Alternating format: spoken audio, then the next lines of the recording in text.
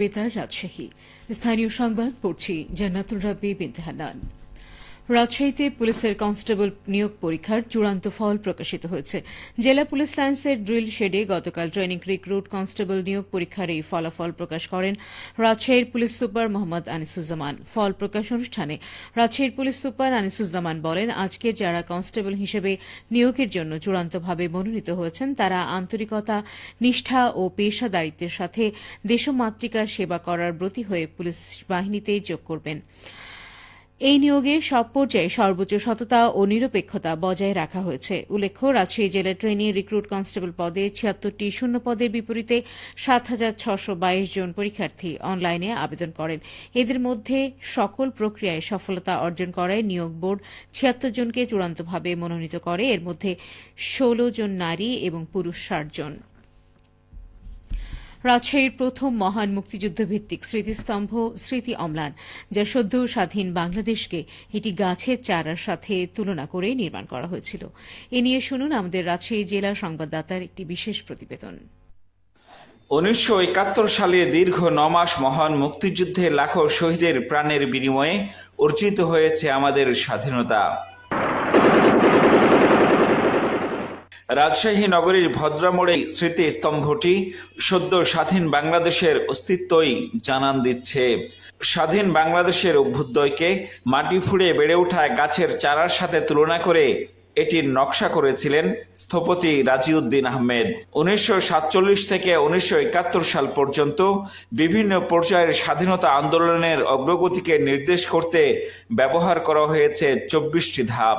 এই স্মৃতিস্তম্ভে কি বোঝানো হয়েছে তা স্থপতি নিজেই বলছিলেন। যে এটা একটা টব, অর্থাৎ টবের উপরে একটা গাছ লাগানো হয়েছে, সেখান থেকে একটা নতুন পাতা ফুটেছে, সেই পাতাটা প্রস্তুত হয়ে একটা দেশের জন্ম হয়েছে। ওই কনসেপ্টটা যে নতুন একটা পাতা যখন গজায় তখন সেটা গোল হয়ে বের হয়, আর উপরে যেটা গোল দেখছেন সেটা হচ্ছে আমাদের ফ্ল্যাগে যে সূর্য লাগানো হয়েছে সেই সূর্যের প্রতীক। এটা হচ্ছে থিম। ৩টি স্তম্ভে ৩০টি ছিদ্র মহান মুক্তিযুদ্ধের শহীদ ৩০ লক্ষ মানুষের অবদানের প্রতীক। আমরা এই অর্জনটা করতে গিয়ে আমাদের বুক ঝাঁঝরা হয়ে গেছে এবং বেদিতে অনেক পাথরের টুকরা দেওয়া হয়েছিল, সেটা ২ লক্ষ মা বোনের যে ইজ্জত লুণ্ঠন হয়েছে সেটার প্রতীক হিসাবে, তাদের যে লাঞ্ছনা ইত্যাদি, এটাকে বোঝানোর জন্য।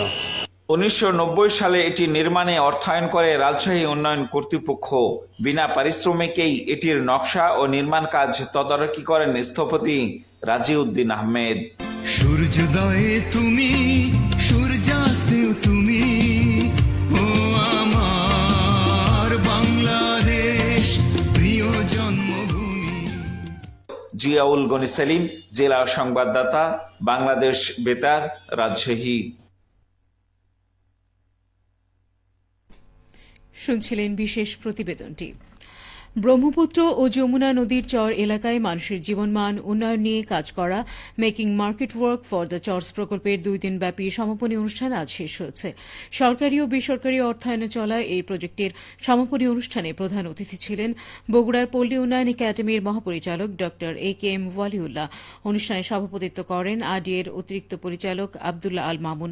চর উন্নয়নের বহুমাত্রিক দিক তুলে ধরে বক্তব্য রাখেন M4C প্রকল্পের পরিচালক ড আব্দুল মজিদ। এই সময় সুইজারল্যান্ড দূতাবাসের ঊর্ধ্বতন কর্মকর্তা সহ চর উদ্যোক্তা, বেসরকারি খাতের প্রতিষ্ঠান, গবেষক এবং নীতি নির্ধারকরা বক্তব্য রাখেন। নওগাঁয় শুরু হয়েছে চলতি মৌসুমের মাসকলাই কাটা ও মাড়াই। বিঘা প্রতি ৫ থেকে ৭ মণ হারে ফলন পাচ্ছেন চাষিরা। বর্তমান বাজারে প্রকারভেদে প্রতি মণ নতুন মাসকলাই বিক্রি হচ্ছে ৪,৫০০ থেকে ৫,০০০ টাকা পর্যন্ত। ভালো ফলন ও ন্যায্য দাম পেয়ে খুশি কৃষক। চলতি মৌসুমে জেলার ১১টি উপজেলায় মোট ১,৭৪৫ হেক্টর জমিতে মাসকলাইয়ের চাষ হয়েছে। এর মধ্যে সবচেয়ে বেশি চাষ হয়েছে সাপাহার, পোরশা, মান্দা ও পত্নীতলা উপজেলায়। বেশিরভাগ চাষি আমবাগানের সাথী ফসল হিসেবে মাসকলাইয়ের আবাদ করেছেন। এবছর জেলায় মোট ২,১৯৯ মেট্রিক টন মাসকলাই উৎপাদনের আশা করা হচ্ছে। নওগাঁ জেলা কৃষি সম্প্রসারণ অধিদপ্তরের উপপরিচালক কৃষিবিদ আবুল কালাম আজাদ বলেন, আমবাগানে মাসকলাইয়ের আবাদ মালচিংয়ের বিকল্প হিসেবে মাটির আর্দ্রতা ধরে রাখতে সহযোগিতা করে। এছাড়া ভূগর্ভের পানি সাশ্রয় ও সেচ সংকট মোকাবিলা করে বরেন্দ্র অঞ্চলে বিকল্প ফসল হিসেবে কৃষককে প্রতি বছর মাসকলাই চাষে উদ্বুদ্ধ করা হয়।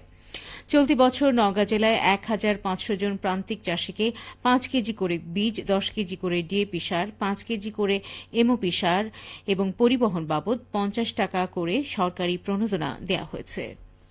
সবশেষে আবহাওয়া। আজ দুপুর 2টায় রাজশাহীতে তাপমাত্রা ছিল 28.5 ডিগ্রি সেলসিয়াস।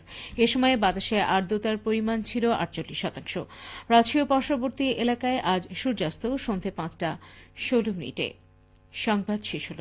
আমাদের পরবর্তী স্থানীয় সংবাদ বিকেল 4:05।